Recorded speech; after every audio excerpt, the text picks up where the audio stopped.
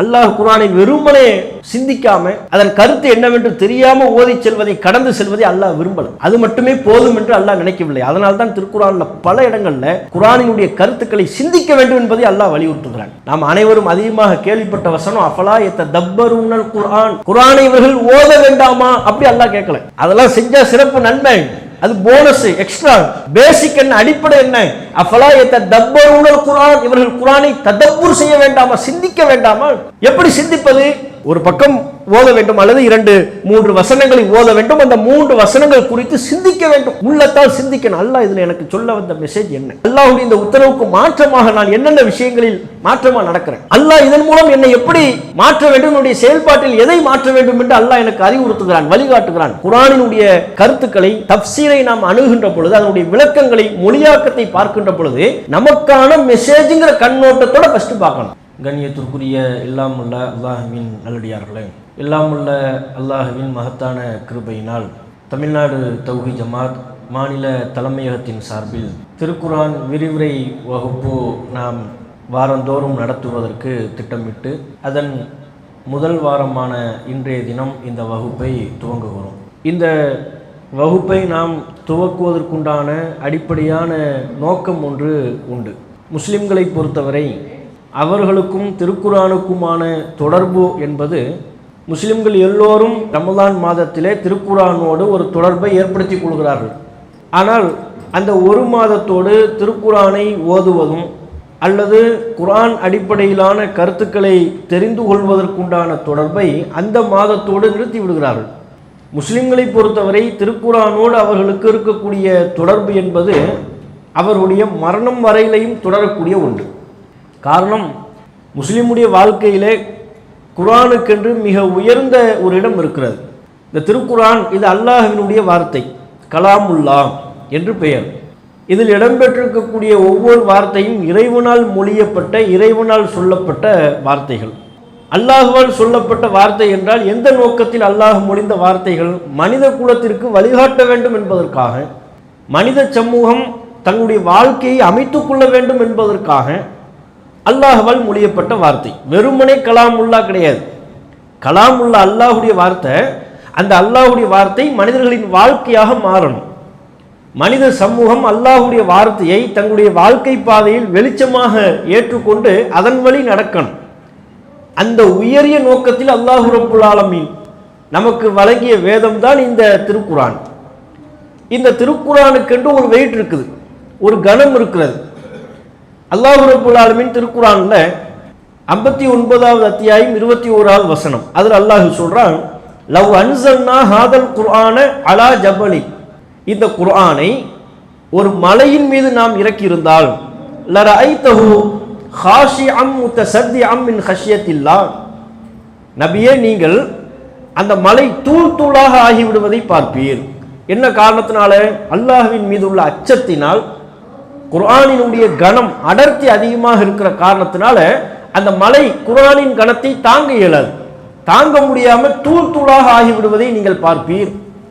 வதில்கல் அம்சாலு நத்ரிபுஹா லின்னாஸி லஅல்லஹும் யதஃபக்கரும், மக்கள் சிந்திக்க வேண்டும் என்பதற்காக இந்த உதாரணத்தினை நாம் கூறுகிறோம். அல்லாஹ் சொல்றான், இது ஒரு உதாரணம். இந்த உதாரணம் என்பது எதற்காக? மக்கள் நீங்கள் சிந்திக்க வேண்டும். குர்ஆனின் வெயிட் என்ன, குர்ஆனினுடைய கணம் என்ன, அது தாங்கி இருக்கக்கூடிய கருத்தின் அடர்த்தி என்ன, அதையெல்லாம் ஒரு மலையின் மீது, கடினமான மிக மிக கனமான ஒரு பொருள் தான் மலை, அந்த மலையின் மீது இந்த குர்ஆனை நாம் இறக்கியிருந்தால் கூட மலையின் கனம் தாங்காது. அதன் கனத்தை விட அதிகமான கனம் கொண்டது குர்ஆனினுடைய அடர்த்தி. அப்படிப்பட்ட குர்ஆனை அல்லாஹ் ரப்புல் ஆலமீன் நம்முடைய உள்ளங்களில் அல்லாஹ் நமக்கு சுமக்கும் ஒரு வாய்ப்பை தந்திருக்கிறார். மலைகளால் சுமக்க முடியாத திருக்குர்ஆனின் கனத்தை நம்முடைய இதயங்கள் சுமக்கக்கூடிய அளவில் அல்லாஹ் நமக்கு அருள் புரிந்திருக்கிறான். அதே வேளையில இந்த குர்ஆனுக்கென்று ஒரு அளப்பரிய தாக்கம் இருக்கிறது. இந்த குர்ஆனுக்கென்று நாம் அளவிட முடியாத ஒரு ஈர்ப்பு இருக்கிறது. அல்லாஹ் இந்த குர்ஆனை எந்தவித நோக்கமும் இல்லாமல் அல்லது வெறுமனே ஓதப்படுகிற ஒரு மந்திரமாக, மக்கள் எல்லாம் இதை சொல்லிக் கொள்ளக்கூடிய ஒரு மந்திரமாக இருந்தால் போதும், அந்த நோக்கத்தில் அல்லாஹ் இதனை வழங்கவில்லை. இதுக்குன்னு ஒரு உயிர்ப்பு இருக்கு, இதுக்குன்னு ஒரு ஈர்ப்பு இருக்கிறது. இது மனித உள்ளத்தை உழுக்கக்கூடிய ஆற்றல் கொண்டது. மனிதனுடைய போக்கையே மாற்றக்கூடிய ஆற்றல் கொண்டது. ஒரு மனிதனுடைய வாழ்வில் அவன் எண்ணி பார்த்திட முடியாத அளவிற்கு ஆச்சரியங்களையும் மாற்றங்களையும் ஏற்படுத்த வல்லது. அப்படித்தான் இந்த குர்ஆனின் தன்மையை அல்லாஹ் அமைத்திருக்கிறான். நீங்க குர்ஆன்ல பல இடங்கள்ல பார்க்கலாம். இறை மறுப்பாளர்கள் நபிகள் நாயகம் ஸல்லல்லாஹு அலைஹி வஸல்லம் அவர்களுக்கு குர்ஆன் அருளப்படுகின்ற பொழுது இறை மறுப்பாளர்கள் எதற்கு பயந்தார்கள்? குர்ஆன் வசனங்களை கேட்பதற்கே பயந்தார்கள். ஏனைய இறை மறுப்பாளர்கள்ட்ட அவர்கள் எல்லாம் சொல்லிக் கொண்ட விஷயம் என்ன தெரியுமா? நீங்க நபி இடத்துல போகக்கூடாது, அவர் ஓதக்கூடிய குர்ஆனை நீங்கள் செவிமடுக்க கூடாது, குர்ஆனை கேட்க கூடாது. ஏன் குர்ஆனை கேட்க கூடாது? அல்லாஹ் ரப்பல் ஆலமீன் அப்படியே அவர்கள் சொன்னதாக திருக்குர்ஆன்ல 41வது அத்தியாயம் 26வது வசனத்தில் அல்லாஹ் சொல்கிறான், வகால அல்லதீன கஃபரு, இறை மறுப்பாளர்கள் சொன்னார்கள், லா தஸ்மஉ லிஹாதல் குர்ஆன், இந்த குர்ஆனை நீங்கள் கேட்காதீர்கள், குர்ஆனை கேட்காதீங்க. ஏன்? கேட்ட மாற்றம் வந்துடும். ரசூலுல்லாஹ் ஓதக்கூடிய குர்ஆன் வசனங்களை மக்கள் கேட்டால் அதன் மூலம் இணை வைக்கின்ற இணை வைப்பாளர்கள், சிலை வழிபாட்டில் ஈடுபடக்கூடிய மக்களுக்கு ஒரு மாற்றம் வருது, ஒரு ஆச்சரியம் ஏற்படுகிறது, வாழ்க்கையை பற்றிய பார்வையே மாறுது. இது நாள் வரையிலையும் அவர்கள் செய்து கொண்டிருந்த மூட பழக்க வழக்கங்களின் உண்மை அவர்களுக்கு புரிய வருகிறது. முகத்தில் அரைஞ்ச மாதிரி பல உண்மைகளை குர்ஆன் சொல்லுது. அப்ப குர்ஆனின் கருத்துக்களால் அவர்கள் ஈர்ப்படைகிறார்கள், அந்த கருத்துக்களால் மாற்றம் அடைகிறார்கள். இது நமக்கு மத்தியில் பிளவை உண்டாக்கிறோம், குழப்பத்தை உண்டாக்கிறோம். அந்த நோக்கத்தில் தான் இறை மறுப்பாளர்கள் சொன்னாங்க, குர்ஆனை நீங்க கேட்காதீங்க, வல்கௌ ஃபீஹி, அதில் குழப்பத்தை உண்டாக்குங்கள். முகமது குர்ஆனை சொல்றாரா, நீங்களாம் சேர்ந்து சத்தம் போடுங்க, கேட்கக்கூடாது. முகமது குர்ஆனை சொல்கிறாரா, அந்த குர்ஆன் வசனத்தில் ஏதேனும் குழப்பத்தை உருவாக்க முடியுமா? லஅல்லக்கும் தக்லிபூன், அப்போதுதான் நீங்கள் மிகைப்பீர்கள். நீங்கள் ஜெயிக்க வேண்டும் என்றால் குர்ஆனை கேட்கக்கூடாது, குழப்பத்தை உண்டாக்கணும். ஏன்? கேட்டால் அவருடைய உள்ளத்துல மிகப்பெரிய மாற்றத்தை உருவாக்கி, யாருக்கு? இணை வைப்பாளர்களின் உள்ளத்திலேயே மாற்றத்தை ஏற்படுத்த வல்லது திருக்குர்ஆன். அல்லாஹ்வுடைய கலாமுக்கு அப்படிப்பட்ட ஒரு ஈர்ப்பு இருக்கிறது. இஸ்லாமிய ஆரம்பகால வரலாற்றில் அபூபக்கர் ரலியல்லாஹு அன்ஹு அவர்கள் தொடர்பிலான ஒரு செய்தியை நம்ம எல்லாருமே கேள்விப்பட்டிருப்போம். ஆரம்ப காலகட்டத்தில் மக்காவில் பல்வேறு விதமான நெருக்கடி, முஸ்லிம்கள் ஈமானோடு இஸ்லாத்தை கடைபிடித்து மக்காவில் வாழ முடியல, வார்த்தையில் விவரிக்க முடியாத துன்பங்கள் கொடுமைகள்லாம் மக்காவில் இழைக்கப்பட்டது. நபிகள் நாயகம் ஸல்லல்லாஹு அலைஹி வஸல்லம் அவங்க அபிசினியாவுக்கு ஹிஜ்ரத்து போகும்படி சொன்னாங்க. அபூபக்கர் ரலியல்லாஹு அன்ஹு அவர்களுக்கு எல்லா விதமான பலமும் இருக்கிறது, கோத்திர பலம் இருக்கிறது, குடும்ப ரீதியிலான ஆதரவு இருக்கிறது. இருந்த போதிலையும் அபூபக்கர் அவர்களாலேயே தாக்கு பிடிக்க முடியல. நடக்கிற கொடுமைகளை எல்லாம் பார்த்து மார்க்கத்தை நாம பியூரா கடைபிடிக்கிறதா இருந்தா அபிசினியாவுக்கு போய்விட வேண்டியதுதான் அப்படின்னு முடிவெடுக்கிறாங்க. அபிசினியாவுக்கு போய் கொண்டிருக்கும் போது இப்னு தகீனா என்கிற ஒரு நபர் சந்திக்கிறார். அபூபக்கர் அவர்கள் எங்க போறீங்க? இல்ல நான் அபிசினியாவுக்கு போறேன், இங்க இருந்து கொண்டு அல்லாஹ்வை என்னால் தனித்து வணங்க முடியவில்லை அப்படின்னு சொல்றாங்க. நீங்க வாங்க, நான் ஆதரவு தரேன், நான் அடைக்கலம் தரேன், நீங்க உங்க வீட்டில் இருந்து கொண்டு வணங்குங்கன்னு நாங்க அதை ஏற்றுக்கொண்டு அபூபக்கர் அவர்கள் வந்தாங்க. வீட்டிலேயே ஒரு முற்றத்தில் பள்ளிவாசலை ஏற்படுத்தி கொண்டார்கள். குர்ஆனை ஓதுனா அவ்வளோ இனிமையா ஓதுவார்களாம். அபூபக்கர் அவர்களின் இயல்பு, குர்ஆனை ஓதுகின்ற பொழுது அவர்களால் கட்டுப்படுத்த இயலாது அழுது விடுவார்கள். நபிகள் நாயகம் ஸல்லல்லாஹு அலைஹி வஸல்லம் அவர்கள் தான் நோய்வாய்ப்பட்ட நேரத்தின் போது கூட அபூபக்கர் அவர்களை தொலை வைக்க சொல்லுவாங்க. ஆயிஷா ரலியல்லாஹு அன்ஹா இடத்துல அபூபக்கரை தொலை வைக்க சொல்லுங்க அப்படின்னு சொல்லுவாங்க. அப்ப ஆயிஷா ரலியல்லாஹு அன்ஹா அவங்க சொல்லுவாங்க, அபூபக்கர் தொலை வைக்க வேண்டாம், அவர் மக்களுக்கு இமாமாக நின்று குர்ஆனை ஓதினால் அவருக்கு அழுகை மிகைத்து விடும், அழ ஆரம்பிச்சிடுவார், கட்டுப்படுத்த மாட்டார் அவரு. அந்த அளவிற்கு குர்ஆனினுடைய தன்மை. தம்முடைய வீட்டில் மக்காவில் தம்முடைய வீட்டின் முற்றத்தில் ஒரு தொழுமிடத்தை ஏற்படுத்தி கொண்டு அபூபக்கர் அவர்கள் அங்கே தொழுதார்கள். அங்கே தொழுகும் பொழுது குர்ஆனை சத்தமிட்டு ஓதுவார்களாம். தொழுகையிலையும் ஏனைய நேரங்களிலும் சப்தமிட்டு ஓதும் பொழுது இணை வைப்பில் இருக்கக்கூடிய ஆண்கள், பெண்கள், பெரியவர்கள், சிறியவர்கள்லாம் அதை கேட்டு பெரும் மனமாற்றத்திற்கு உள்ளாகிறார்கள். மீண்டும் இணை வைப்பாளர்கள் பிரச்சனை பண்ணாங்க. அபூபக்கர் அவர்களுக்கு அடைக்கலம் கொடுத்த இப்னு தகீனாவிடம் போய் பிரச்சனை செய்தார்கள். பார்த்தீங்களா, நீங்கள் யாருக்கு அடைக்கலம் கொடுத்தீர்களோ அந்த அபூபக்கர் சப்தமாக குர்ஆனை ஓதுகிறார், அதன் மூலம் எங்களுடைய குடும்பத்தில் அவர் பிரச்சனைகளை உண்டு பண்ணுகிறார், எங்கள் குடும்பத்தை பிரித்து விடுவார் என்று நாங்கள் பயப்படுகிறோம். எதன் மூலம்? குர்ஆனை சப்தமிட்டு ஓதுவதன் மூலம். காரணம், குர்ஆனினுடைய வசனங்களை இணை வைப்பாளர்கள் கேட்கின்ற பொழுது அவர்களை பெரும் அளவிற்கு மாற்றத்திற்கு உள்ளானார்கள், ஒரு தாக்கத்துக்கு உள்ளாவாங்க. குர்ஆனுக்கு அப்படிப்பட்ட தாக்கம் செலுத்தக்கூடிய பண்பு இயல்பிலேயே உண்டு. குர்ஆனை பற்றி குர்ஆன்ல அல்லாஹ் சொல்லக்கூடிய பல்வேறு விஷயங்கள்ல இந்த விஷயத்தை அல்லாஹ் பல இடங்கள்ல திருப்பி திருப்பி சொல்றான். குர்ஆனுக்குன்னு ஒரு தாக்கம் செலுத்தக்கூடிய ஒரு பண்பு இருக்கிறது அப்படின்னு. சூரா பனு இஸ்ராயில் அதுல 106 இருந்து 109 வரையிலுமான வசனங்கள். ஓ குர்ஆனன் ஃபரக்னாஹு, இந்த குர்ஆனை நாம் பிரித்து பிரித்து அருளினோம். ஒட்டுமொத்தமாக குர்ஆன் அருளப்படலை, பிரித்து பிரித்து தேவைக்கு ஏற்ப சந்தர்ப்ப சூழ்நிலைகளுக்கு ஏற்ப அருளப்படுகிறது.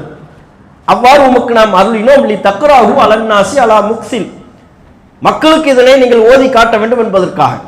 அடுத்த வசனத்தில் அல்லாஹ் சொல்கிறான், குல் ஆமினு பிஹி அவ் லா துமினு, நீங்க ஈமான் கொள்ளுங்கள், ஈமான் கொள்ளாமல் இருங்கள். இணை வைப்பாளர்கள்ட்ட நபியை நீங்க சொல்லுங்க, நீங்க ஈமான் கொண்டாலும் சரி, ஈமான் கொள்ளாவிட்டாலும் சரி.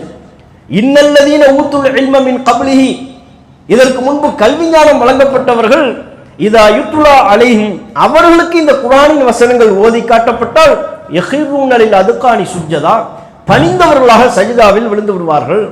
வ யகூலுன சுப்ஹான ரப்பினா இன் கான வஅது ரப்பினா லமஃஊலா, எங்களுடைய இறைவன் தூயவன், அவனுடைய வாக்கு நிச்சயம் நிறைவேற்றப்பட்டே தீரும் என்று சொல்வார்கள்.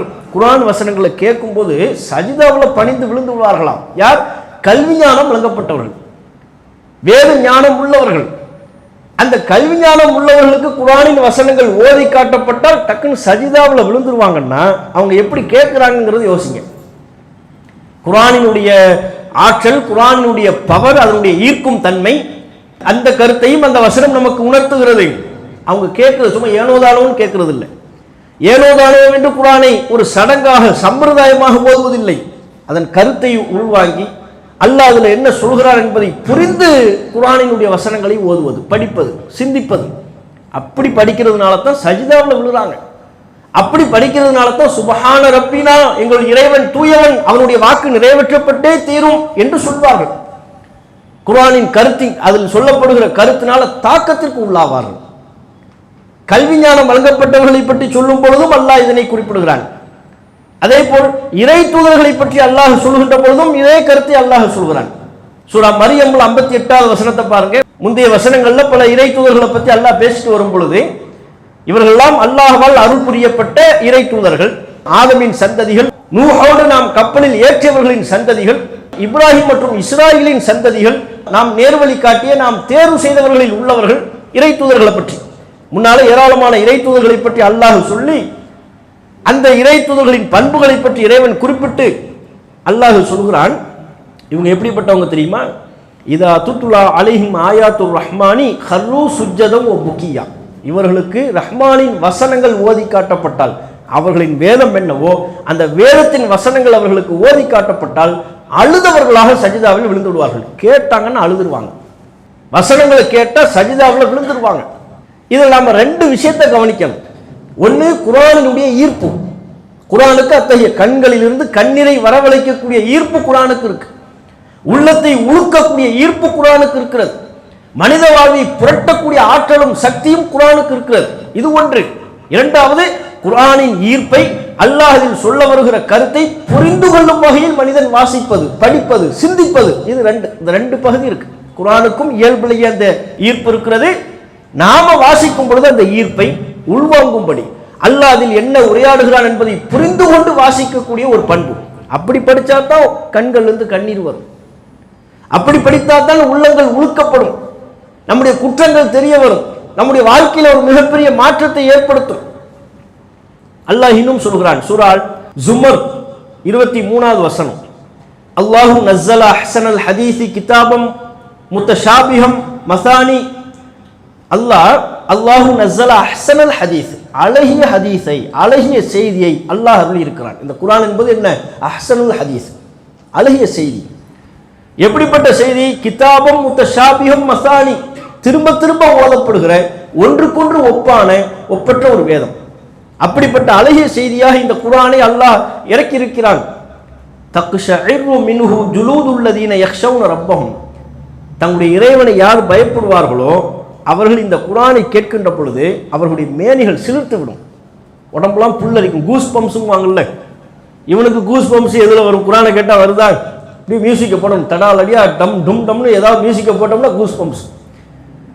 சோகமான ஒரு மியூசிக்கை போட்டு ஒரு பாட்டை போடணும், அப்போ தான் இவனுக்கு அழுக வரும், புல்லரிக்கும்.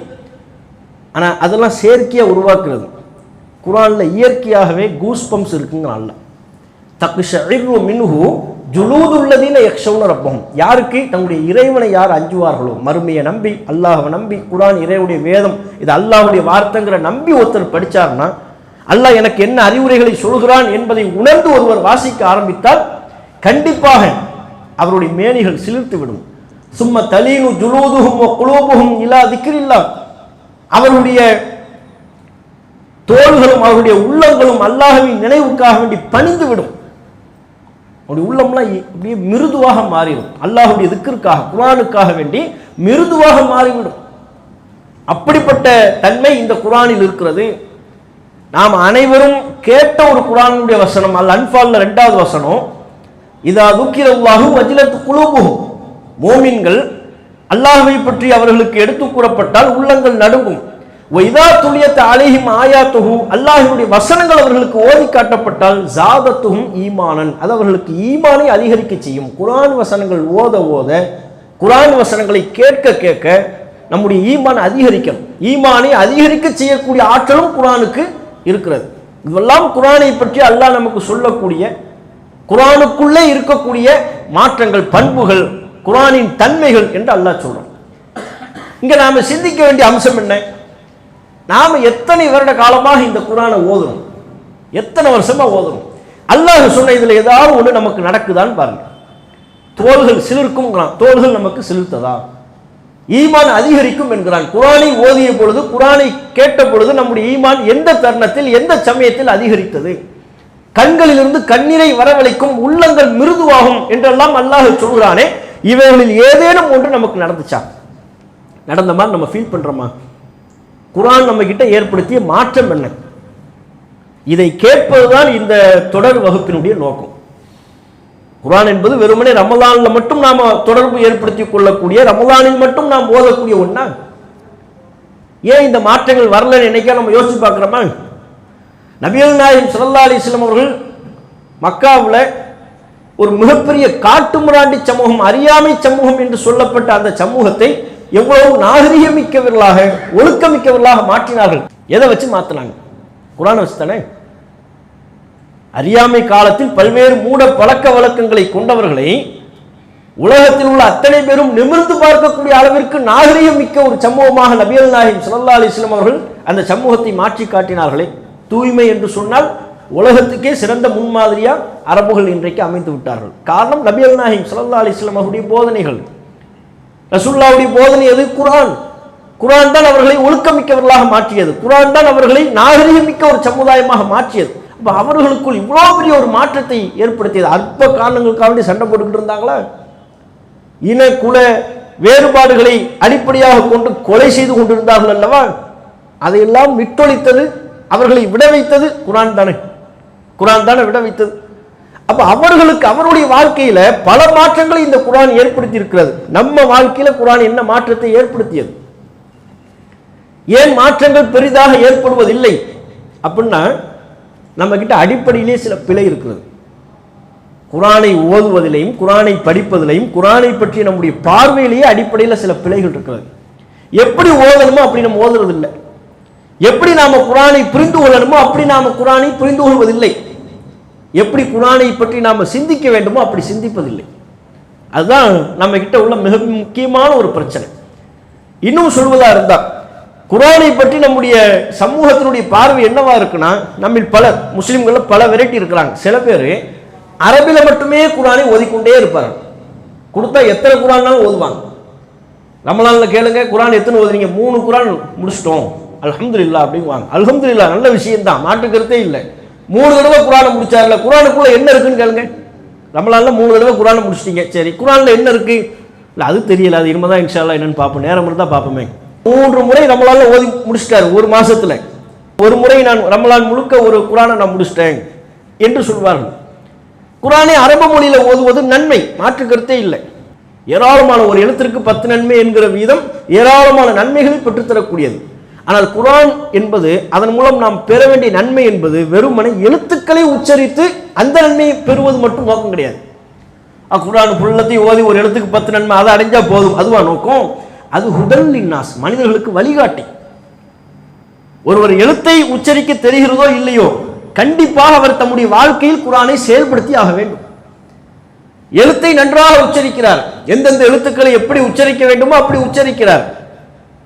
வருடந்தோறும் ரமலானிலே 3 முறை குர்ஆனை ஓதி முடித்து விடுகிறார். ஆனால் குர்ஆனில் என்ன சொல்லப்பட்டிருக்கிறது தெரியவில்லை என்றால் அதைவிட கை சேதம் வேறு எதுவும் இல்லை, அதைவிட துர்பாக்கியவான் வேறு யாரும் இல்லை. அப்ப குர்ஆனை ஓதுகிற குர்ஆனை அணுகிற முஸ்லிம்கள்ல ஒரு சாரார் எப்படி இருக்கிறாங்கன்னா, அரபு மொழியில குர்ஆனை ஓதினால் போதும் நினைக்கிறாங்க. அரபு மொழியில் குர்ஆனை ஓதினால் போதாது, அது பத்தாது. அது குறிப்பிட்ட ஒரு நன்மை தான் நாம் செய்கிறோம் என்று ஆகுமே ஒழிய நம்முடைய வாழ்க்கையின் வழிகாட்டி என்ன? குர்ஆன் தானே ஹுதல் லின்னாஸ், குர்ஆனின் மூலமாகத்தான் அல்லாஹ் நம்முடைய வாழ்க்கைக்கு உண்டான செயல்பாடுகளை வழிகாட்டுகிறான். அது என்ன வழி அப்படிங்கிறது தெரிஞ்சுக்க முடியாது. இந்த ஒரு பிரச்சனை முஸ்லிம்கள் குர்ஆனை அணுகுவதில் இருக்கிறது. இன்னும் சில முஸ்லிம்கள் எடுத்துக்கொண்டால் அவர்கள் குர்ஆனை பற்றிய பார்வை வெறுமனே அதனை புனிதம் என்று நினைக்கிறார்கள். புனிதம்னா எப்படி புனிதம் நினைக்கிறாங்கன்னு, அல்லாஹ்வுடைய கலாம் அதனால புனிதம் அப்படி அவர்கள் நினைப்பதில்லை. குர்ஆன்னா அது மேலே இருக்கணும், உயர்வான இடத்துல இருக்கணும், கீழே இருக்கக்கூடாது. குர்ஆன் புனிதம், தொட்டு முத்தம் கொடுக்கணும். குர்ஆன் புனிதம், அதை தங்க உரையில வைத்து பாதுகாப்பா மூடி வைத்துக் கொள்ள வேண்டும். குர்ஆன் புனிதம், அதனால் அது ஓதுவதற்கும் ஒரு தனி பலகை, அந்த பலகையில் வைத்துதான் குர்ஆனை ஓத வேண்டும். அதனால தான் பாருங்க, முஸ்லிம் சமூகத்தில் இன்றைக்காவது சர்வசாதாரணமாக குர்ஆனை நம்ம அணுகிறோம், ஓதுறோம். ஒரு 20-30 வருஷத்துக்கு முன்னால் உள்ள நிலைமை என்ன? குர்ஆனை யாரும் தொடக்கூடாது, ஒளி இல்லைன்னா தொடக்கூடாது, தூய்மை இல்லாத பெண்கள் குர்ஆனை தொடக்கூடாது, ஓதக்கூடாது, நான் முஸ்லீம் குர்ஆனை தொடவே கூடாது. இப்படியாக குர்ஆனில் இருந்து தூரப்படுத்தக்கூடிய வேலையைத்தான் முஸ்லிம் சமூகம் செய்து கொண்டிருந்தது. அப்ப அதுவெல்லாம் மார்க்கத்திற்கு எதிரானது. ஒளி இல்லாம குர்ஆனை தொடக்கூடாது அப்படிலாம் இல்லை, குர்ஆன்ல எங்கேயுமே அப்படி சொல்லப்படலை. தாராளமா தொடலாம், ஓதலாம் என்பதை நம்ம மக்கள் மத்தியில் விளக்கும். அப்ப குர்ஆனை வெறுமனே ஒரு அலங்கார பொருளா பார்க்கறாங்க. அல்ல வீட்டில் அப்படி ஒரு பவ்யமான இடத்துல வச்சிருப்பாங்க, அதுக்குன்னு ஒரு அறையை பார்த்தீங்க தம்பி, கோல்டு கலர்ல மின்னும், பத்தி நறுமணம் அதையெல்லாம் வைத்து பீரோவில் வச்சிருப்பாங்க. வருஷத்துக்கு ஒருக்க தூசி தட்டி எடுப்பாங்க.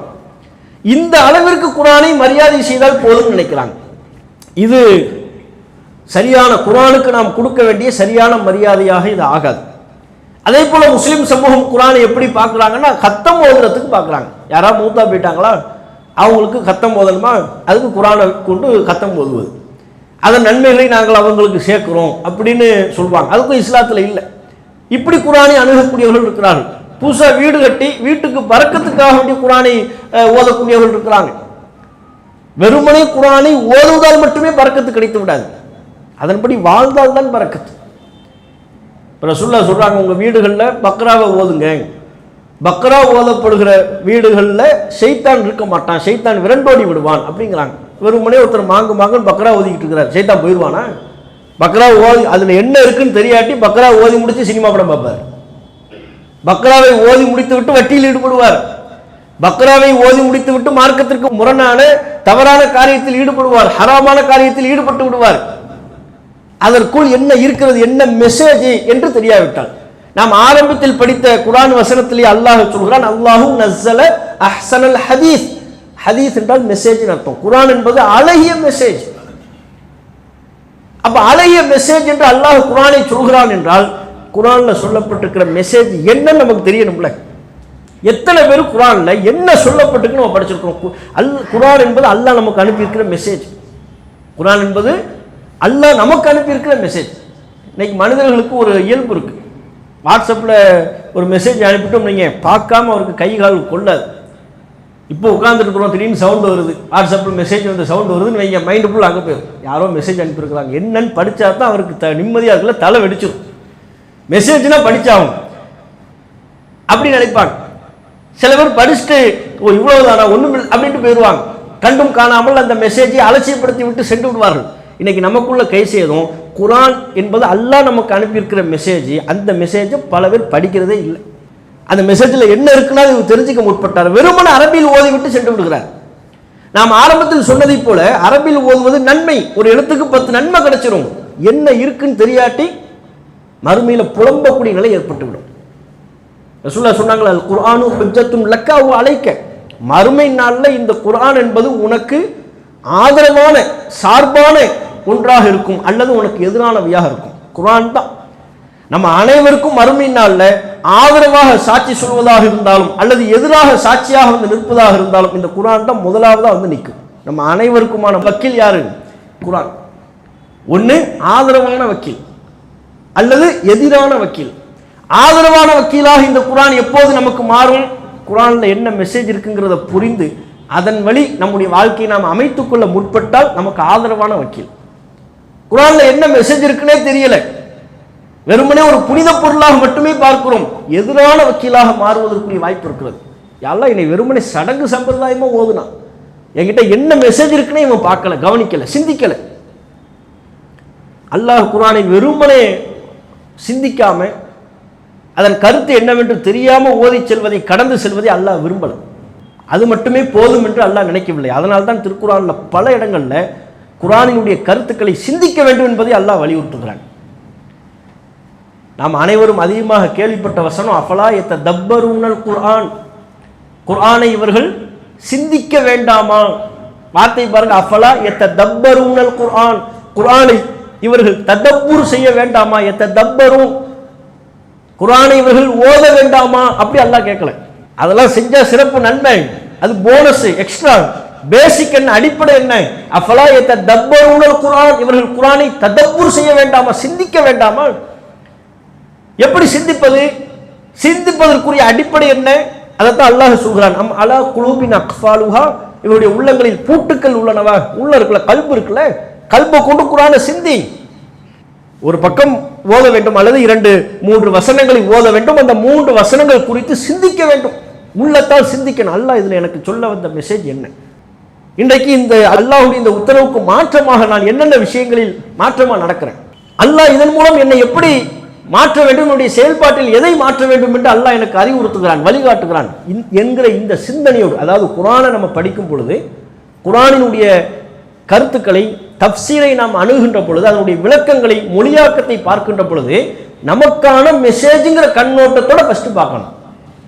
இன்றைக்கு அந்த பார்வை முஸ்லிம்கள் பல பேர்கிட்ட இல்லை.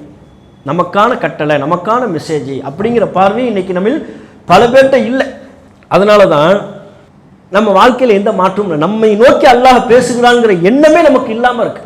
நீங்க சஹாபாக்கள்லாம் அவ்வளவு மாற்றம் அவங்களுக்கு ஏற்படுவதற்கு உண்டான காரணம், குர்ஆன் அவர்களை நோக்கி உரையாடுவதாக அவர்கள் உணர்ந்தார்கள். அல்லாஹ் அவர்களை நோக்கி பேசுவதாக, அதில் சொல்லப்பட்ட கட்டளை தங்களுக்கான கட்டளை, அதில் சொல்லப்படுகிற எச்சரிக்கை தங்களுக்கான எச்சரிக்கை. தங்களோடு அந்த குர்ஆன் வசனங்களை பொருத்தி பார்த்தார்கள். அல்லாஹ் சொல்றான், லன் தனாலுல் பிர்ர ஹத்தா துன்ஃபிகு மிம்மா துஹிப்பூன், நீங்கள் விரும்பக்கூடியவற்றை, நேசிக்கக்கூடியவற்றை தர்மம் செய்யாமல், செலவு செய்யாமல் நன்மையை அடைய முடியாது. இது ஒரு வசனம். இதை நாமும் படிக்கத்தான் செய்யணும், படிச்சுட்டு கடந்து போயிடும். ஆனால் அபூ தல்ஹா என்கிற நபித்தோழர் இந்த வசனத்தை படிக்கின்ற பொழுது, ஓதுகின்ற பொழுது, வசனம் அருளப்பட்ட மாத்திரத்தில், வசனம் அருளப்பட்டு 5 வருஷம் கழிச்சு இல்லை, 10 வருஷம் கழிச்சு இல்லை, வசனம் அருளப்பட்ட மாத்திரத்தில் பொதுவில் அல்லாஹ் சொல்கிற ஒரு வசனம். ஆனால் அபூ தல்ஹா அவர்கள் தன்னோடு அதனை பொருத்தி பார்க்கிறார். இதில் அல்லாஹ் எனக்கு சொல்றான் மெசேஜ் என்னன்னு சொல்றான், லன் தனாலுல் பிர்ர ஹத்தா துன்ஃபிகு மிம்மா துஹிப்பூன், நீங்கள் நேசிக்கக்கூடியவற்றை செலவு செய்யாமல், நன்மையான காரியங்களில் செலவு பண்ணாம நன்மையை அடைய முடியாது. எனக்கு அல்லாஹ் மெசேஜ் சொல்லியிருக்கிறாங்க. உடனே அவர் மாற்றம் கேட்டதும் ரசூலுல்லாஹ்ட்ட வரார், அல்லாஹ்வின் தூதரே, அல்லாஹ் இப்படி சொல்கிறானே, எனக்கு ரொம்ப விருப்பமானது பைருஹா என்கிற இந்த தோட்டம் தான், இதை நீங்கள் எந்த வழியில் செலவு செய்ய வேண்டும் என்று விரும்புகிறீர்களோ அப்படி செலவு பண்ணுங்க. ரசூலுல்லாஹ்ட்ட பொறுப்பை படிக்கிறாங்க. நபிகள் நாயகம் ஸல்லல்லாஹு அலைஹி வஸல்லம் அவர்கள் இல்லை அப்படி வேண்டாம், உடைய சொந்த பந்தங்களுக்கு இதை கொடுத்து விடு என்ற அறிவுரை சொல்ல, அந்த அறிவுரையின்படி அபூ தல்ஹா ரலியல்லாஹு அன்ஹு அவர்கள் அந்த தோட்டத்தை தம்முடைய சொந்த பந்தங்களுக்கு எழுதி வைத்தார்கள், கொடுத்தார்கள் என்பதை நம்ம பார்க்கணும். அது பாருங்க, இந்த சம்பவத்தை சொல்லும்போது நம்ம என்ன நினைப்போம், ஆமாம் அபூ தல்ஹா சம்பவம் தெரியுமே, நமக்கு எல்லாருக்கும் தெரியும். எப்படி ஒரு 30 தடவை நாங்கள் கேட்டிருப்போம் 30 தடவை கேட்டிருப்போம். அபூ தல்ஹா சம்பவத்தை மட்டும் இல்லை, அந்த வசனத்தையும் பல தடவை கேட்டிருப்போம். அவர் ஒரு தடவை தான் கேட்கிறார், கேட்டதும் அவர் வாழ்வில் ஏற்படுகிற மாற்றம். நம்ம அபூ தல்ஹா சம்பவம் 30 தடவை கேட்டோம், 40 தடவை கேட்டோம்னு சொல்றோம்ல, இது மாதிரி அந்த வசனமாக இருந்தாலும் அல்லது வேறு எந்த வசனமா இருந்தாலும் அதில் அல்லாஹ் எனக்கு ஒரு மெசேஜை சொல்லியிருக்கிறான், இது எனக்கான கட்டளை, அல்லாஹ் என்னை நோக்கி ஒரு உத்தரவை பிறப்பிக்கிறான், எனக்கு ஒரு எச்சரிக்கை செய்கிறான் அப்படின்னு நம்ம குர்ஆன் அணுகிறோமா? அதான் ஃபர்ஸ்ட். இதில் கை செய்யப்பட வேண்டிய விஷயம், குர்ஆனினுடைய தமிழாக்கத்தையோ அதனுடைய விளக்கத்தையோ முஸ்லிம்கள் பார்ப்பதே கிடையாது. வெறுமனே குர்ஆனோடு தொடர்பில் இருக்கக்கூடிய முஸ்லிம்கள் கூட அரபில் ஓதுவாங்க, அதுதான் அவங்களுக்கான தொடர்பு. டெய்லி ஓதுவாங்க, நல்ல விஷயம்தான். இப்போ நம்ம இப்படி சொல்றதுனால என்ன நினைக்கக்கூடாது, அப்போ அரபியில் ஓதுறதே வேஸ்ட்டு போல, அரபியில் ஓதவே வேண்டாம்னு சொல்றாரோ, அப்படி அல்ல. அரபியில் ஓதுவது கூடுதல் நன்மை, பேசிக். அதன் மூலம் அல்லாஹ் எனக்கு என்ன சொல்லியிருக்கிறாங்கிறத தெரிகிறது தான் பேசிக்குங்க, அடிப்படை அதுதான். ஒருத்தர் ஃபர்லே தொழுவாமல் சுன்னத் தொழுதுட்டு இருக்கிறார். 12 ரக்காத் கேட்குறாரு. மறுமை நாளில் மாளிகை கட்டி தருகிற அந்த 12 ரக்காத் என்னன்னு கேட்குறாரு. எல்லாம் சொல்லிட்டோம். அதை கரெக்டாக தொழுதுறாரு. ஃபர்லு இல்லைங்க, எனக்கு இந்த 12 போதும்னு நான் நினைக்கிறேங்கிறார். அது பத்துமா? 12 தொழுகிறது நல்ல விஷயம், சுன்னத்தான தொழுகைகளை தொழுவது சிறந்த விஷயம். அதை விட அடிப்படை என்ன? ஃபர்ல கரெக்டாக தொழுவும். நம்மளால பார்ப்போம்ல, இரவு தொழுகைக்கு வருவார், கரெக்டாக தகச்சது இரவு தொழுகைக்கு வந்துடுவார். இரவு தொழுகிட்டு போவார், அவ்வளோதான். ஃபர்ல் எந்த ஃபர்லுக்குமே வரமாட்டார். அல்லது இரவு தொழுகைக்கு வருவார், 2 மணிக்கு வருவார். 2 மணிக்கு வந்து இரவு தொழுகையெல்லாம் தொழுது முடிச்சுட்டு ஃபஜ்ர் தொழாமல் போயிடுவார். அப்போ என்ன அவர் விளங்கி வச்சிருக்கிறார்? ஃபர்லின் முக்கியத்துவம் தெரியல. நாம் என்ன சொல்கிறோம்?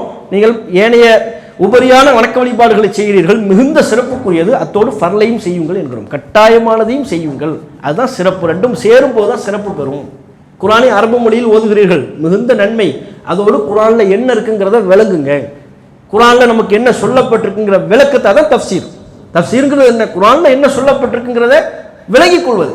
தஃப்சீர்னா இன்னைக்கு முஸ்லீம்களது பெரிய கலை. அதே இலக்கணம் படிக்கணும், அதை தெரிய வேண்டும், இதை தெரிய வேண்டும், பல நூல்களை வாசிக்க வேண்டும். அல்லாஹ் அதில் என்ன உரையாடுகிறான் என்பதை நீங்கள் தமிழாக்கத்தை சிந்தித்து பார்த்தாலே உங்களுக்கு புரியும். ஒவ்வொரு வசனத்தையும் ஜாயிண்ட் பண்ணி, ஒவ்வொரு வசனத்தையும் அடுத்து இதுக்கப்புறம் அல்லாஹ் என்ன சொல்றான், இதுக்கப்புறம் அல்லாஹ் என்ன சொல்றான், இப்படி பார்த்தாலே நமக்கு புரியும். நம்ம முதல் மனத்தடைகளை எல்லாம் அகற்றணும். குர்ஆன் வந்து நமக்கு புரியாது, அதெல்லாம் ஆலிம்களுக்கு தான் தெரியும். இது ஒரு மனத்தடை. ஆலிம்கள் அப்படி சொல்லி வச்சிருக்கிறாங்க. அது ஏன் சொல்லி வச்சிருக்கிறாங்க? அவங்ககிட்ட போகணும்ல, நம்ம ஏதாவது ஒன்றா என்ன ஃபத்வா கேட்டு போகணுங்கிறதுக்காண்டி இதெல்லாம் சொல்லாட்டி நம்ம ஆலிம்கள்கிட்ட நம்ம போவோமா? நம்ம அப்போ ஆலிம்கள் என்ன சொல்லி வச்சுட்டாங்கன்னா, குர்ஆன் உனக்கு விளங்காது, உனக்கு புரியாது, நீ எதுனாலும் என்கிட்ட தான் கேட்கணும், நாங்கள் தான் பல்வேறு கலைகளை கரைத்து குடித்திருக்கிறோம், எங்களுக்கு தான் தஃப்சீர் தெரியும், எங்களுக்கு தான் விளக்கம் தெரியும். யாருக்கும் தெரியும். நீங்கள் தமிழாக்கத்தை படித்தாலும் அல்லாஹ் உங்களிடம் என்ன உரையாடுகிறான் என்பதை ஓரளவு புரிந்து கொள்ள முடியும். அப்போ அந்த மனத்தடை ஆலிம்களுக்கு தான் விளங்குங்கிற மனத்தடையை நாம் நீக்கணும், நமக்கும் விளங்கும். வலக்கத் யஸ்ஸர்னல் குர்ஆன லிذிக்ர், அல்லாஹ் சொல்கிறான், குர்ஆனை திக்ர் படிப்பினை பெறுவதற்கு நாம் எளிதாக்கி இருக்கிறோம். ஃபஹல் மின் முத்தக்கிர், சிந்திப்பவர் உண்டா? அல்லாஹ் என்ன கேட்குறான்? சிந்திச்சு படிக்கிறவ யாராவது இருக்கீங்களாப்பா? நான் குர்ஆனை இலகுபடுத்தி இருக்கிறேன், ரொம்ப இலகுவானது, ஆலிம்கள் மட்டும்தான் புரிந்து கொள்ள முடியும், அப்படிலாம் நான் குர்ஆனை நான் அருளவில்லை. உங்களுக்கு சொல்லப்பட்டால் நீங்களும் சிந்தித்து புரிந்து கொள்ளக்கூடிய வகையில் மிக மிக இலகுவான அமைப்பில் தான் இந்த குர்ஆனை நாம் வழங்கியிருக்கிறோம். சொன்னா விளங்கிடும், எல்லாருக்கும் விளங்கும். அதனுடைய தமிழாக்கத்தை நாம் படித்தால் புரியும். இது ஒரு விஷயம். ரெண்டாவது, குர்ஆனை பற்றி இவர் வாசிக்கிறோம்னு ஆரம்பிக்கும் போது என்ன தெரியுமா பார்ப்பாரு? எப்படி ஆரம்பிப்பார்? ஒரு பக்கம் தான் படிப்பார். இல்லையா? ஒரு பக்கத்தில் மூசாங்கிறாங்க, திடீர்னு ஃபிரௌன் வருது, திடீர்னு பார்த்தா சொர்க்கம், திடீர்னு ஆதம் படைக்கப்பட்ட வரலாறு, என்னதாயே அல்லாஹ் சொல்ல வர்றான், குழம்பிடுவார். பல பேர் குர்ஆன் வாசிக்கிறோம்னு போனா தான் தூக்கமே வரும், அதுக்கப்புறம் தான் படிப்பார். சரி படிப்போம் இன்னைக்கு அப்படின்னு குர்ஆன் எடுப்பார், ஒரு பக்கம் வாசிக்க ஆரம்பிப்பார், ஒரு 3-4 வசனங்களை தாண்டி இருப்பார், தூக்கம் வந்துடும்.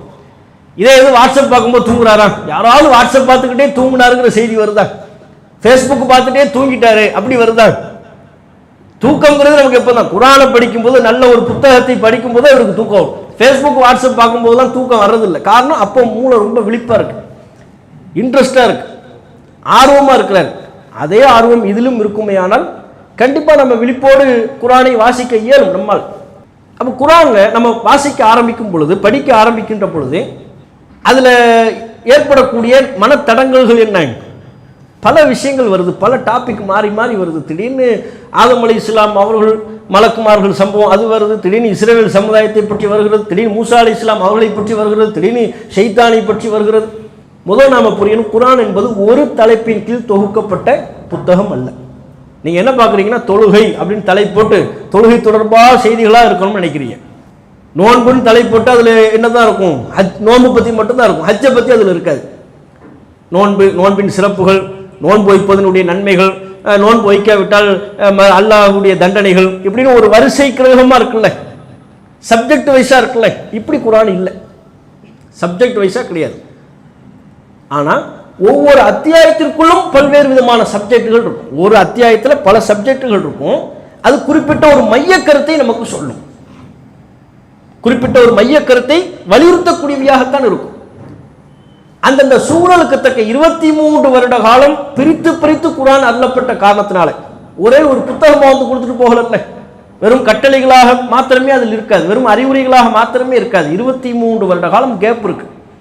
அந்த 23 வருஷ காலம் கேப்ல பல சம்பவங்கள் நடக்கும். ரெண்டு கட்டமா இருக்கும். ஒன்று மக்கா வாழ்க்கை, இன்னொன்று மதீனா வாழ்க்கை. 23 வருஷ காலமும் 13 ஆண்டு காலம் மக்கா வாழ்க்கை, 10 ஆண்டு காலம் மதீனா வாழ்க்கை. அப்ப மக்கா வாழ்க்கை மதீனா வாழ்க்கைங்கிற 2 பெரும் கட்டங்கள் இருக்கிறது. மக்காவினுடைய சூழல்கள் என்ன, மதீனாவினுடைய சூழல்கள் என்ன? மக்காவின் சூழல்கள் வேறு, மதீனாவின் சூழல்கள் வேறு. அப்ப மக்காவின் சூழல்கள், அங்க அந்த மக்கள் சந்தித்த நெருக்கடிகள், முஸ்லிம்கள் சந்தித்த நெருக்கடிகள், அங்கு மிகைத்திருந்த சிலை வழிபாடுகள், அதை கண்டிக்கின்ற வகையிலான வசனங்கள் தான் மக்காவில் அருளப்பட்ட அத்தியாயங்கள் அதிகமாக இருக்கும். மக்காவில் அருளப்பட்ட அத்தியாயத்தில் பேசு பொருளாக என்ன இருக்கும்னா சிலை வழிபாடு பேசு பொருளாக இருக்கும். குர்ஆன் நீங்கள் அணுகும்போது இப்படி அணுகணும், நீங்கள் படிக்கும்போது இப்படி பார்க்கணும். சிலை வழிபாடு அதிகமான பேசு பொருளாக இருக்கும். முஸ்லிம்கள் அதிகமாக துன்பங்களுக்கு ஆளாக்கப்பட்டாங்களா, அதனால சபுர், பொறுமையை கடைபிடிக்கும்படியான அறிவுரைகள் அதிகமாக இருக்கும். அவர்கள் பொறுமையை எப்படி கடைபிடிக்க வேண்டும் என்பதற்கு பொறுமையை வலியுறுத்தக்கூடிய உதாரணங்கள் எல்லாம் அதிகமாக சொல்லுவோம். கடந்த காலங்களினுடைய வரலாறுகளை சொல்லி, அந்த காலத்தில் பாருங்க எவ்வளோ கஷ்டப்பட்டாங்க, எவ்வளோ சிரமப்பட்டாங்க அப்படின்னு பல்வேறு விதமான கடந்த கால வரலாறுகள்லாம் சொல்லப்பட்டு அதன் மூலமாக அவர்கள் கொள்கை உறுதியை கடைபிடிக்கும்படியும் பொறுமையை கடைபிடிக்கும்படியும் அவர்களுக்கு சொல்லப்படும். மக்காவில் உள்ள வாழ்க்கையில் மக்காவில் வாழ்ந்த இணை வைப்பாளர்கள் மறுமைன்னு ஒன்னே இல்லைன்னு வாதிச்சாங்க. மௌத்துக்கு அப்புறம் ஒரு வாழ்க்கை இல்லை என்று அவர்கள் வாதிட்டார்கள். ஆகவே மக்காவில் சொல்லப்பட்ட அத்தியாயங்கள்ல அதிகமான அளவுல எந்த சப்ஜெக்ட் இருக்கும், மௌத்துக்கு அப்புறம் ஒரு வாழ்க்கை இருக்கு, நான் கண்டிப்பா உங்களை நான் எழுப்புவேன். அதுல இணை வைப்பாளர்கள் எழுப்பிய கேள்விகள், அந்த கேள்விக்கு அல்லாஹ் சொல்லக்கூடிய பதில்கள், இதெல்லாம் மக்காவில் அருளப்பட்ட அத்தியாயங்களுடைய பின்னணி, டோட்டல் மைய கருத்துக்களாக இருக்கும். மதீனாவின் சூழல்கள் டோட்டலா வேறு. ரசூல்லா அங்கிருந்து மதீனாவுக்கு வந்ததுக்கு அப்புறம் அங்கே இஸ்லாமிய ஆட்சியை நிறுவுறாங்க. அப்போ ரசூல்லா ஒரு மன்னராக மாறிடுறாங்க. மன்னர் என்கிற அடிப்படையில் பல்வேறு சட்டங்கள், ரூல்ஸ் அண்ட் ரெகுலேஷன் எல்லாமே மதீனா. லான்னு சொல்கிறோம்ல, லா ஃபுல்லாக இங்கே தான் மதீனாவில். திருன்னா என்ன செய்யணும், விபச்சாரம் பண்ணால் என்ன பண்ணணும், விபச்சாரத்தில் திருமணம் ஆனவர் விபச்சாரம் பண்ணால் என்ன பண்ணணும், திருமணம் ஆகாதவர் விபச்சாரம் செய்தால் எப்படி, அவதூறுக்கு என்ன சட்டம், சபை ஒழுங்கு எப்படியே பேணணும், எல்லா ரூல்ஸ் அண்ட் ரெகுலேஷன், சட்டங்கள், சட்டத்திட்டங்கள் எல்லாமே மதீனாவில் அருளப்படுகிறது. அதே போல மதீனாவில் நபிகள் நாயகம் ஸல்லல்லாஹு அலைஹி வஸல்லம் அவர்கள் சந்தித்த மக்கள் யாரு?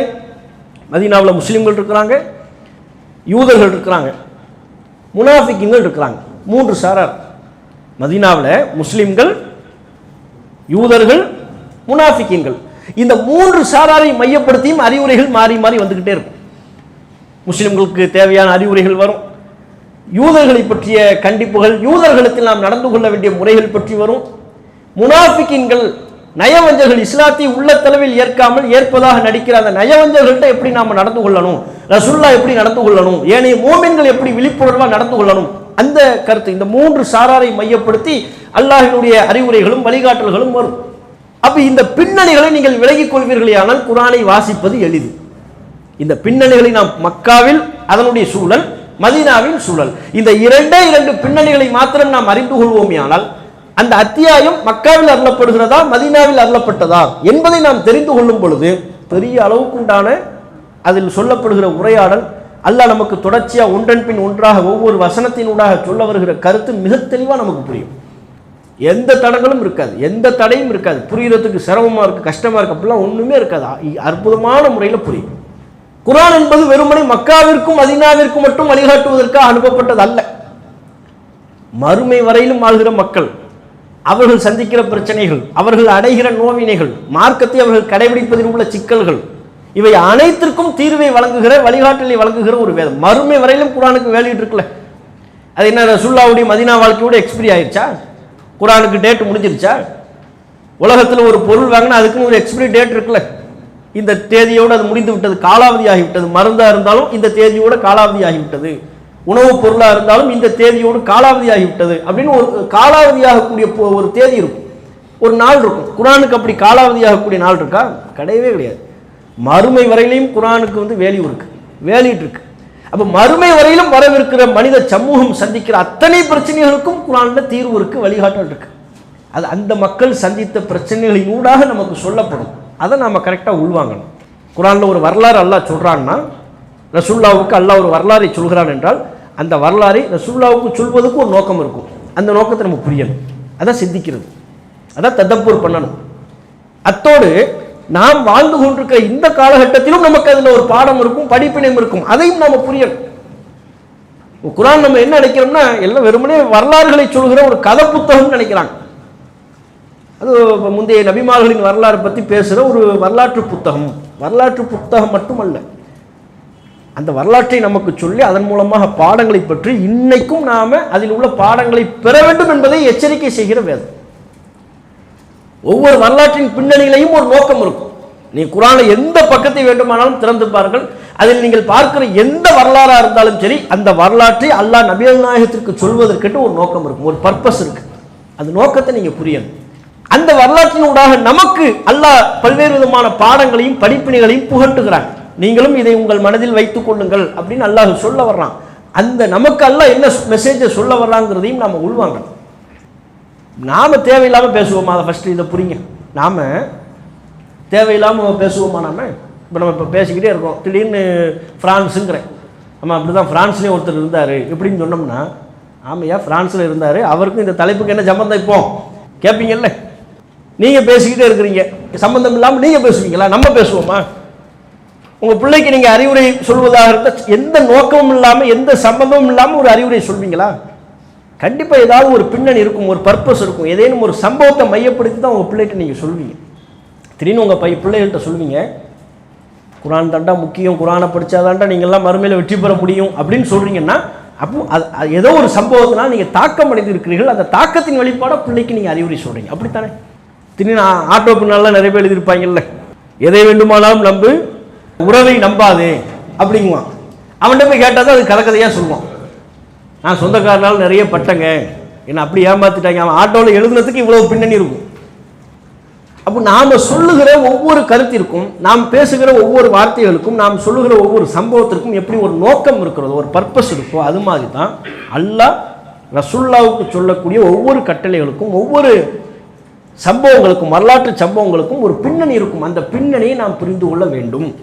இந்த நோக்கத்தோடு நாம் குர்ஆனை அணுகின்ற பொழுது கண்டிப்பாக நபித்தோழர்களின் வாழ்க்கையில் இந்த குர்ஆன் எத்தகைய மாற்றங்களை ஏற்படுத்தியதோ அதே அளவுக்கு உண்டான மாற்றங்களை நம்முடைய வாழ்விலும் நாம் அனுபவிக்க முடியும்.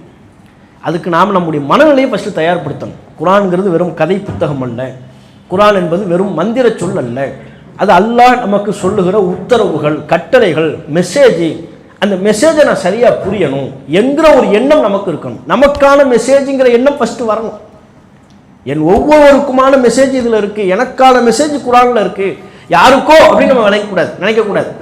முன்னாள் எல்லாம் பயன் பண்ணும்போது எதையாவது ஒரு டாபிக், இப்போ திடீர்னு வட்டி டாபிக் எடுத்தோம் வைங்க, பக்கத்தில் உள்ள உங்களுக்கு தான் சொல்லிக்கிட்டு இருக்கிறாரு, உங்களுக்கு தான் பையன் உங்களை பற்றி தான் பேசிக்கிட்டு இருக்கிறாரு இப்படின்ட்டுருவார். தனக்குன்னு நினைக்கிறதே இல்லை நம்ம யாருமே. வேற ஒரு டாபிக், சொந்த பந்தங்களை பற்றி முறிக்கிறத பற்றி பேசணும் நீங்கள் இப்படி தேடுவார். கேட்டுக்கப்பா, உனக்கு தான் எதை சொன்னாலும் அடுத்தவனுக்கு தான் நம்ம அதை அப்ளை பண்ணுவோமே ஒழிய நமக்கு இதில் எனக்கு மெசேஜ் சொல்லப்படுது அப்படிங்கிற விஷயத்தை நம்ம பார்க்கறது இல்லை. ஃபர்ஸ்ட் அப்படி பார்க்கணும். சஹாபாக்கள் அப்படி பார்த்ததுனால தான், அதை செயல்படுத்தணும்னு பார்த்ததுனால தான் ஒவ்வொரு வசனங்கள் அருளப்படும் பொழுது பெரிய ஒரு சலனத்துக்கு ஆளானாங்க. ஒரு சம்பவத்தை பாருங்க, முஸ்லீமில் பதிவு செய்யப்பட்ட செய்தி. அல்லாஹ் குர்ஆனில் சொல்றான், லில்லாஹி மாஃபி ஸமாவாத்தி வ மாஃபில் அர்த், வானங்கள் பூமியில் உள்ளவை எல்லாமும் அல்லாஹ்வுக்கே உரியது. அந்த வசனத்தின் தொடர்ச்சியில் அல்லாஹ் சொல்கிறான், வ இன் துபுது மாஃபி அன்ஃபுசிக்கும் அவ் துஃபூஹு யுஹாசிபுக்கும் பிஹில்லாஹ், உங்கள் உள்ளங்களில் எது ஒன்றை நீங்கள் மறைத்தாலும் அல்லது வெளிப்படுத்தினாலும் அல்லாஹ் உங்களை அதற்காக விசாரிப்பான் இப்படின்னு வசனம். இந்த வசனம் அருளப்பட்டதும் சஹாபாக்களுக்கு அது சிரமமாக தெரிகிறது. ஃபஸ்தத்த தாலிக்க அலா அஸ்ஹாபி ரசூலுல்லாஹி ஸல்லல்லாஹு அலைஹி வஸல்லம், நபிகள் நாயகம் ஸல்லல்லாஹு அலைஹி வஸல்லம் அவர்களின் தோழர்களுக்கு இது கடுமையாக தெரிந்தது. உடனே ரசூலுல்லாஹ்விடத்தில் வந்தாங்க, வந்து கொஸ்டின் பண்ணுறாங்க, அல்லாஹ்வின் தூதரே, உங்கள் மீது ஏராளமான வசனங்கள் அருளப்பட்டிருக்கிறது, தொழுகை, நோன்பு, ஜிஹாத், இதுவெல்லாம் எங்களுக்கு சிரமம் இல்லை. ஜிஹாது கூட சிரமம் இல்லைங்கிறாங்க. தொழுகை, நோன்பு அதெல்லாம் எங்களுக்கு சிரமம் இல்லை, அதெல்லாம் எங்கள் சக்திக்கு உட்பட்டது, தொழ முடியும், தொழக்கூடியவர்கள் இருக்கிறாங்கல்ல, ஜிஹாதில் ஈடுபட முடியும், அது எங்களுக்கு அந்த வலு, அந்த ஆற்றல் வழங்கப்பட்டிருக்கிறது. உள்ளங்களில் உள்ள எண்ணங்களுக்கும் அல்லாஹ் குற்றம் பிடிப்பான் என்றால் அந்த ஆற்றல் எங்களுக்கு இல்லையே, உள்ளத்தில் உள்ளதை எங்களால் கட்டுப்படுத்த முடியாத, எந்த எண்ணங்கள் வேண்டுமானாலும் வரும் அல்லவா, அதற்கும் அல்லாஹ் எங்களை விசாரிப்பான் என்றால் நாங்கள் என்ன செய்வது அப்படின்னு கேட்குறாங்க. அப்போ நபிகள் நாயகம் ஸல்லல்லாஹு அலைஹி வஸல்லம் அவங்க சொன்னாங்க, யூதர்கள் சொல்வதை போல் நீங்கள் சொல்ல முனைகிறீர்களா? அல்லாஹ் ஒரு கட்டளையை பிறப்பித்தால் யூதர்கள் தான் அதற்கு மாற்றம் தெரிவிப்பார்கள். சமிஅனா அஸைனா என்பார்கள், கேட்டோம் மாறு செய்தோம் என்பார்கள். நீங்கள் யூதர்களா அப்படி சொல்ல போகிறீர்களா அப்படின்னாங்க. நீங்கள் முஸ்லிம்கள் அல்லவா, அல்லாஹ் எந்த கட்டளையை பிறப்பித்தாலும் சமிஅனா அத்தானா, கேட்டோம் கட்டுப்பட்டோம் என்று சொல்லுங்கள். சொன்ன மாத்திரத்தில் சஹாபாக்கள் சமிஅனா அத்தானா, நாங்கள் கேட்டோம் கட்டுப்பட்டோம்னு கிளம்பிட்டாங்க. கேட்டோம் கட்டுப்பட்டோம் கிளம்பியதற்கு பிறகு அல்லாஹ் அந்த சட்டத்தை மாற்றினான். இனிமேல் உங்கள் உள்ளத்தில் நினைக்கிற எண்ணங்களுக்கு உங்களுக்கு தண்டனைலாம் இல்லை, அதை அல்லாஹ் விசாரிக்க மாட்டான். லா யுகல்லிஃபுல்லாஹு நஃப்ஸன் இல்லா உஸ்ஆஹா, எந்த ஆத்மாவும் அதன் சக்திக்கு மீறி அல்லாஹ் சிரமப்படுத்த மாட்டான், சக்திக்கு உட்பட்டு தான் எல்லாமே. லஹா மா கஸபத் வ அலைஹா மக்தஸபத், நன்மையாக இருந்தாலும் தீமையாக இருந்தாலும் அவர்கள் சம்பாதிக்கிற ஒன்றுக்கு தான், அவர்கள் நினைத்த தீமைகளுக்கெல்லாம் அவர்கள் குற்றம் பிடிக்கப்பட மாட்டார்கள் அப்படின்னு அல்லாஹ் அந்த சட்டத்தை மாற்றி வசனத்தை அருளினான். இதில் நாம் கவனிக்க வேண்டிய அம்சம், ஒரு குர்ஆன் வசனத்தை ஓதும் பொழுது சஹாபாக்கள்லாம் சேர்ந்து ரசூலுல்லாஹ்ட்ட வந்து கேள்வி கேட்குறாங்கன்னா என்ன காரணத்தினால கேள்வி கேட்குறாங்க, எதனால் கேள்வி கேட்டாங்க? அமுல்படுத்தன்மையை அல்லாஹ் இது எங்களுக்கு நமக்குள்ள சொல்கிறான், உள்ளத்தில் உள்ளதுக்கெல்லாம் விசாரணை நம்ம என்ன ஆகுறது, இதை நம்ம நடைமுறைப்படுத்துறதுக்கு தானே அல்லாஹ் சொல்லிக்கிட்டு இருக்கிறான், அதை நம்ம நடைமுறைப்படுத்த வேண்டுமே, அது குர்ஆன் அல்லவா நமக்கு வாழ்க்கையை வழிகாட்டி, இதன்படி வாழ வேண்டுமே. அப்போ இதன்படி வாழ வேண்டும் என்றால் நமக்கு பல்வேறு நடைமுறை சிக்கல்கள் இருக்கிறது, இதை நபியிடத்தில் கேட்டு தெளிவு பெற்றுக் கொள்வோம், அப்படி தான் வர்றாங்க. இன்னைக்கு நம்ம யாருக்கும் எந்த சந்தேகமும் வர்றதில்லை. என்ன காரணம்? என்ன காரணம்? அதுபடி வாழணும் நம்ம நினைக்கிறது இல்லை. இதெல்லாம் இருக்கணுமா, குர்ஆன்ல இருக்கும்பா, நமக்கு தேவையில்லை, அதெல்லாம் அந்த காலத்துக்கு 1400 வருஷத்துக்கு முன்னால ஓகே. இப்போ நமக்கு சரி வருமா? இப்போ நம்ம எப்பேற்பட்ட விஞ்ஞான யுகத்தில் வாழ்ந்துக்கிட்டு இருக்கிறோம். சொத்து பங்கீடு பற்றி படிப்போம், அதெல்லாம் எல்லாம் இருக்கட்டும், ஓரமாக இருக்கட்டும், நமக்கு இல்லை இது மாதிரிலாம். இப்போ நம்ம சொத்து பங்கு வச்சுக்கிட்டு இருக்க முடியுமா? மனைவிக்கு இவ்வளவு, புள்ள இருந்தால் இவ்வளவு, புள்ள இல்லாட்டி இவ்வளவு, தாய்க்கு இவ்வளவு, தந்தைக்கு இவ்வளவு, ஆண் வாரிசுகள் இல்லை என்றால் சகோதரிகளுக்கு இவ்வளவு, இதெல்லாம் குர்ஆன்ல இருக்கட்டுமா? நமக்கு இது இல்லை. நமக்கு ஏன் அதை பற்றி எந்த கேள்வியும் வர்றதில்லை, கொஸ்டினே வர்றதில்லை. இது சாத்தியமா சாத்தியம் இல்லையா என்பது கூட கொஸ்டின் வர்றதில்லையே. ஏன்? அதை அப்ளை பண்ணக்கூடிய ஒன்றாகவே நம்ம பார்க்கறது இல்லை, நம்ம வாழ்க்கையோட பொருத்தி நம்ம பார்க்கறது இல்லை. குர்ஆன் தாங்க நம்ம வாழ்க்கையோட பொருத்தி பார்க்க வேண்டிய முதல் அம்சம். நாம் இந்த உலகத்தில் வேறு எதற்கு நேரம் செலவழிப்பதை காட்டிலும் குர்ஆன் அல்லாஹ்வுடைய கலாமை புரிந்து கொள்வதற்கு நேரம் செலவழிக்கணும். இந்த கல்வியை விட சிறந்த கல்வி உலகத்தில் இல்லை. இந்த கல்விதான் மண்ணறையில் நம்மை காப்பாற்றக்கூடிய கல்வி. இந்த கல்விதான் மரணத்திற்கு பிறகான நிலையான மறுமை வாழ்வில் நமக்கு ஈடேற்றம் தரக்கூடிய கல்வி. இந்த கல்வியை விட்டுட்டு உலகத்தில் ஒருவன் வேறு எந்த கல்வியின் உச்சாணி கொம்பில் நின்றாலும் அவன் மறுமை வாழ்வில் ஈடேற்றம் பெற இயலாது. அதை புரியணும். இந்த கல்வியோடு நீ வேற எங்கனாலும் போய்க்க. இந்த குர்ஆன் தான் நமக்கு ஒளி. மலையின் உச்சிக்கு போகணுமா, போகலாம், அந்த டார்ச் லைட் எடுத்துக்கிட்டு போகணும். அப்போ தான் அங்கே நல்லது கெட்டதை இந்த குர்ஆன் என்கிற இந்த ஒளியை கொண்டு அடித்து பார்த்து தெரிஞ்சுக்கலாம். எங்கே விஷம் இருக்குது, எங்கே பள்ளி இருக்குது, எங்கே பாம்பு இருக்குது, எங்கே நல்லது இருக்குது, எங்கே கெட்டது இருக்குது, எதை நான் சாப்பிடலாம், எதை நான் சாப்பிடக்கூடாது. இந்த டார்ச் லைட் எங்கே போனாலும் நமக்கு இருக்கணும். இந்த டார்ச் லைட்டை வச்சுட்டு இல்லை நான் உச்சாணி கொம்புக்கு மேலே மேலே போகிறேன், மேலே மேலே போனோம்னா கீழே விழுந்துருவேன். டார்ச் லைட் இல்லைன்னா நாசமாக போயிடும். இதை நாம் சரியான முறையில் புரிந்து உள்வாங்கி கொண்டு நம்முடைய உள்ளத்தில் குர்ஆனின் மகத்துவத்தை, முக்கியத்துவத்தை முதலில் நாம் புரியணும். நாம் புரிந்து கொண்ட இந்த அம்சத்தை நம்முடைய தலைமுறைகளுக்கு எதிர் வருகிற காலம் மிகுந்த ஆபத்தான காலம், குழப்பங்கள் நிறைந்த காலம். குர்ஆனின் கல்வி இல்லை என்று சொன்னால் அவர்கள் தட்டுத்தடுமாறி சீரழிந்து விடுவார்கள், ஒழுக்கக்கேட்டை நோக்கி மிக வேகமாக விரைந்து கொண்டிருக்கிறார்கள். அந்த காலகட்டத்திலையும் நம்முடைய தலைமுறைகளுக்கு, நம்முடைய சந்ததிகளுக்கு மிகுந்த வழிகாட்டக்கூடியது இந்த குர்ஆன் தான், குர்ஆனினுடைய கல்விதான். ஆகையினால்தான் குர்ஆன் விளக்க வகுப்பை நாம் நம்முடைய மாநில தலைமையகத்தில் தொடர்ச்சியாக இன்ஷா அல்லாஹ் ஒவ்வொரு வியாழக்கிழமையும் நடத்த இருக்கிறோம். இது ஒரு அடிப்படையான ஒரு செய்தி. இன்ஷா அல்லாஹ் அடுத்த வாரத்திலிருந்து ஏதேனும் ஒரு அத்தியாயத்தை எடுத்துக்கொண்டு அந்த அத்தியாயத்தினுடைய ஆரம்பம் முதல் இறுதி வரை ஒவ்வொரு வசனமாக படித்து அந்த ஒவ்வொரு வசனத்தினூடாக அல்லாஹ் நமக்கு என்ன சொல்கிறான், முந்தைய வசனத்திற்கும் அடுத்த வசனத்திற்குமான தொடர்பு என்ன, திடீர்னு டைவர்ட் ஆகி வேற ஏதோ ஒரு சம்பவம் வருதுன்னா அது ஏன் வருது, எல்லாவற்றையும் நாம் இன்ஷா அல்லாஹ் விரிவாக அந்த குர்ஆன் வகுப்பில் பார்ப்போம். குர்ஆன் வகுப்புங்கிறதுனால இப்போ நம்ம ஒரு அந்த துவக்கத்தை சொல்லணுங்கிறதுக்காக வேண்டி அதிகமான அளவில் உரையாடல் இல்லாமல் நம்ம தவிர்த்து நம்மளால் நல்லா பயான் பண்ணுறோம்ல, தொடர்ச்சியாக பொதுக்கூட்டத்தில் பயான் பண்ணுற மாதிரி அப்படிலாம் இல்லை. இது ஒரு வகுப்பு, இது ஒரு கிளாஸ். நம்ம ஃப்ரீக்வெண்ட்டாக பேசி குர்ஆனினுடைய கருத்துக்களை இன்ஷா அல்லாஹ் உள்வாங்கணும், புரியணும் என்பதுதான் இந்த வகுப்பின் நோக்கம். இந்த நோக்கத்தை அல்லாஹ் ரப்புல் ஆலமீன் நிறைவேற்றி தருவானா என்று கேட்டு என்னுடைய உரையை நிறைவு செய்து கொள்கிறேன். வாஹிரு தாவானா அல்ஹம்துலில்லாஹி ரப்பில் ஆலமீன். அஸ்ஸலாமு அலைக்கும் வரஹ்மத்துல்லாஹி வபரகாத்துஹு. அல்லாஹு அக்பர், அல்லாஹு அக்பர்.